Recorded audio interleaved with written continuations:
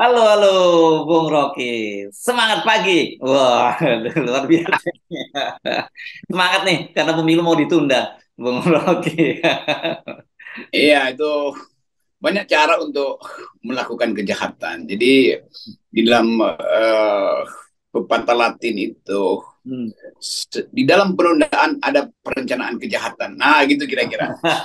Ya, atau sekarang diganti. Banyak jalan menuju penundaan pemilu. Kita memang bayangkan waktu itu apa sebetulnya caranya. Tapi kita Hmm. tahu bahwa di ujungnya pasti ada semacam Nah, cara legal gitu kan. hmm. Kan dulu kita Hmm. ulas terus di FNN dan orang merasa ya enggak lah. Tapi Hmm. kita bilang pasti akan ada upaya penundaan dan ujungnya Nah, misalnya perpu yang paling gampang perpu. yes. Tapi kelihatannya eh, kalangan istana membaca cara berpikir FNN karena itu dia putar sedikit tuh. lewat lewat gugatan pengadilan. Saya banyak diledek nih, Bung Rocky, gara-gara keputusan Pengadilan Negeri Jakarta Pusat ini. Ah, ternyata tidak serumit yang dibayangkan oleh FNN. Memang bisa kita bikin rumit supaya kita sodorkan beberapa skenario sebetulnya. Yang dipilih adalah skenario lewat gugatan Partai Prima. Tapi Ya. itu udah terjadi dan akhirnya ini jadi polemik hukum. Apapun ini udah jadi polemik hukum bisa panjang nih. Hmm. Dan sewa menyewa lawyer, sewa menyewa pakar itu akan berjalan. Ini sebenarnya satu paket Ya. supaya terlihat bahwa seolah-olah ini adalah debat hukum kan begitu kan. Hal yang Nah, juga kita antisipasi dari awal. Tapi kita mau lihat misalnya apa reaksi Pak Jokowi, apa reaksi partai-partai lain, apa reaksi dari surveyor itu menunjukkan akan ada kekacauan. Reaksi-reaksi ini yang akan diolah kembali oleh kalangan intelijen istana untuk menimbulkan ketidakpastian. Jadi setelah ada isu penundaan ini muncul etapa baru yaitu ketidakpastian. Ini juga akan diolah. Jadi kita konsisten aja menganalisis terus bahwa periode berikut adalah bergejolaknya politik karena akan dipakai sebagai isu ketidakpastian. Ini kan tidak ah, pasti segala macam gitulah. jadi kita intercept dulu lah ya, Bung Rocky, sebelum terjadi itu ya. Ya, itu. Jadi poin kita, poin analis kan hanya memperlihatkan peta. Jadi kadang-kadang orang bingung bagaimana cara lihat ujungnya ya. Dia naik ke atas pohon supaya kita lihat di mana jalan tikus, mana jalan ular, Ya. mana jalan mana jalan cebong, mana. Jadi gitu-gitu kita melihat. Rupanya ini ya, kenapa Anda sering naik ke gunung ya? Bisa melihat ke bawah gitu, seru gitu ya, ketahuan. Oh begini ya, maunya mainnya, oh begini gitu ya. Ini gejala biasa yang hipotesis kita dari awal kan Presiden Jokowi pasti belum siap untuk memilih siapa siapa pewaris kekuasaannya. Hmm. Pasti belum mampu untuk punya grip pada semua potensi yang ada di depan dia tuh. Karena itu dia pasti akan menunda tuh. Kan itu rumusnya gampang. Bahwa kemudian dia temukan cara yang agak konyol ya udah. Biarkan aja Mahfud MD berkelahi sama Yusril sama Mahendra misalnya tuh dalam debat-debat soal hukum. Tapi kita tidak mau lihat debat hukumnya. Kan debat hukum itu akan membuat kita kehabisan energi. Yang mesti kita lihat bahwa ujung dari permainan ini memang upaya untuk membatalkan pemilu. Kan gampangnya begitu kan. Walaupun pengadilan bilang enggak, kita nggak akan batal. Oh iya, kita tahu lah itu. Tapi kita nggak peduli dengan itu. Memang ini apa namanya ultra vires, putusan yang melampaui permintaan tuh. Tapi juga sama poinnya itu akan diatur sedemikian rupa supaya seolah-olah ini legal. Jadi legalisasi kejahatan itu yang dilakukan sebetulnya melalui putusan tadi supaya kontroversi. Yang bereaksi pertama kan justru hakimnya Pengadilan Negeri Jakarta Pusat. Oh itu bukan begitu, itu artinya umpanin kontroversi. Lalu KPU, oh kan kita udah gugat lagi, ya itu artinya sama juga. Jadi tetap kolam politik itu dibuat keruh supaya bisa mancing lebih mudah tuh. Padahal yang dipancing juga sama, cebong, cebong, cebong mancing cebong juga akhirnya.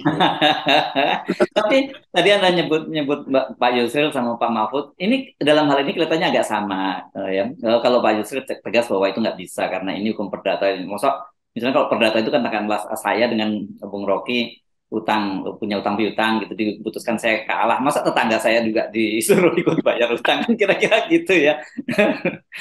Kalau Pak Mahfud itu yang saya baca kan dia mau katakan secara normatif memang tidak mungkin ada penundaan. Tapi yang terjadi adalah penundaan. Itu artinya Mahfud punya poin juga untuk mengatakan bahwa ya kita nggak bisa kontrol yang di bawah ya, tapi dia tahu kok itu bahwa itu adalah permainan di awal. Nah, Yusril bereaksi sebagai ahli hukum tata negara. Jadi bedanya saya kira Pak Yusril bereaksi sebagai pengamat hukum tata negara. Untuk sementara kita kasih tanda kurung dulu apa sebetulnya motif Pak Yusri itu buat tampil mempersoalkan itu, karena Pak Yusri juga ada politisi itu.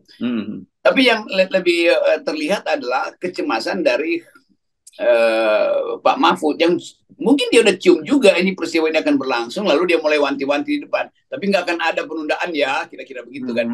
Jadi Mahfud tahu ujungnya, tapi dia sembunyikan tuh ya. Kita mesti curiga. Oh, maksud Anda ini sequelnya gitu ya, sequennya ya, sorry. Ya, sequennya gitu. Ya, karena hari Selasa kemarin kan Pak Mahfud memberikan jaminan itu ya, memberikan jaminan bahwa tidak akan ada penundaan pemilu dan juga tidak ada perpanjang periode masa jabatan. Terus kemudian Mahkamah Konstitusi juga menolak gugatan itu, gitu ya, sequennya. Ya, itulah. Kalau kita lihat pemberitanya kan alurnya begitu tuh. Iya. Nah, itu kita pahamlah apa yang ada di apa yang bijak pada Pak Mahfud. Tapi gini loh, saya baca Pak Mahfud kok minta KPU lawan habis-habisan. Ya, ini artinya sekilas ini wah bagus sekali ya lawan habis-habisan. Tapi kan sebenarnya bukan soal lawan habis-habisan atau tidak. Ini putusan ini salah gitu. Ya. Jadi harusnya kan gitu ya. Jadi ngapain Mahfud komponen sesuatu yang udah salah kan? Jadi Mahfud mestinya minta presiden kasih pidato aja nih, bahwa ini ngaco semuanya. Jadi diselesaikan secara politik bahwa itu keputusan pengadilan dan punya konsekuensi yang mengikat. Ya ada fasilitas tadi gugat. Kalau KPU nggak gugat, dia jadi permanen kan, dia akan inkrah keputusan ini. Tapi sebetulnya mau inkrah mau tidak inkrah, udah terjadi keributan. Nah, potensi ini yang mesti kita bicarakan, bukan soal secara teknis bisa digugat. Ya tentu saja hakim juga tahu bahwa secara teknis bisa digugat, kan dia hitung semua itu kan. Tapi juga dia mau tahu gugatannya macam apa. Sementara gugatannya disusun KPU dan dibicarakan hakim bisa perpanjang, misalnya saksi dipanggil, jadi berbulan-bulan ini nggak bisa selesai. Bisa aja kan. Jadi kegiatan kemaksiatan politik ada di ruang-ruang sidang hakim sekarang, kira-kira begitu. Jadi kita jangan terjebak pada perdebatan hukum, ya, Bung Rocky. Yes, itu harus intinya itu. Ya, lihat behind the scene-nya dan desain politiknya yang harus kita lihat justru ya. Ya, jadi kalau ini kita jadikan kasus, artinya itu memang diputuskan untuk mengaduk-aduk opini publik kan begitu kan. Jadi dari awal kita tahu kenapa misalnya kan orang protes, loh kok pengadilan negeri lakukan keputusan tentang hal yang menyangkut kebijakan politik tuh. Ya memang pengadilan negeri tahu itu, karena itu dimasukkan itu untuk mengaduk-aduk, mengacak-acak. Jadi nggak usah dianggap bahwa dia bikin kesalahan. Memang dia disengaja untuk bikin kesalahan, untuk bikin kegaduhan. Jadi hal-hal yang sebetulnya kita ngertilah apa isinya, si hakimnya dari mana, mengapa lewat partai prima tuh, di belakang partai prima ada siapa, segala macam. Konsekuensi itu kan kita tahu tuh. Jadi bukan sesuatu yang terjadi secara tiba-tiba hakimnya punya ide, enggak. Ini ide hakim itu adalah ide dari satu konspirasi untuk menunda pemilu. Nah, begitu gampangnya. Dan karena itu saya kira udah benar nih kalau PDIP minta diinvestigasi ya. Hakimnya ini ke Komisi Yudisial, bahkan Mahkamah Agung juga bisa untuk turun tangan ini kan. Saya juga membayangkan bagaimana mungkin seorang hakim tidak tahu batas-batas kewenangan dia gitu, karena dia tahu bahwa apa yang dia putuskan itu punya konsekuensi hukum, dan dalam kasus ini jauh lebih besar, konsekuensinya besar sekali gitu, bukan hanya persoalan perdata. Ya pasti ada 2-3 kamar di situ untuk itu. Kalau beginian apa? Jadi saya bayangkan hakim itu ada orang lain di dalam ruang sidang itu yang memantau sebetulnya. Dan sebelum masuk ruang sidang juga ada orang lain lagi itu. Semacam ya bersekongkolan sebetulnya, tetapi di dalam kecemasan yang akhirnya dilegalkan kecemasan itu. Ini yang kita sebut kemarin berkali-kali obscenity itu. Di belakang layar ada semacam kemaksiatan. Tetapi udah itu udah ditampilkan di situ. Nah, sekarang mau diperiksa itu. Kan yang diperiksa ya konstruksi hukumnya pasti bisa diperiksa itu. Tetapi memeriksa variabel politik itu jadi panjang nantinya. Dan itu bisa heboh. Jadi sekali lagi ya kita tonton ini sebagai upaya untuk memanfaatkan sisa pikiran kita untuk menyimpulkan bahwa memang ambisi kekuasaan nggak pernah berhenti, kasak kusuk di mana-mana. Akhirnya masuk dengan cara yang seolah-olah nggak bakal terlihat. Tetapi intinya kita anggap aja bahwa Pak Jokowi memang menginginkan penundaan pemilu karena dia belum selesai dengan konsolidasi. Gampangnya begitulah, loh. Silakan bantah.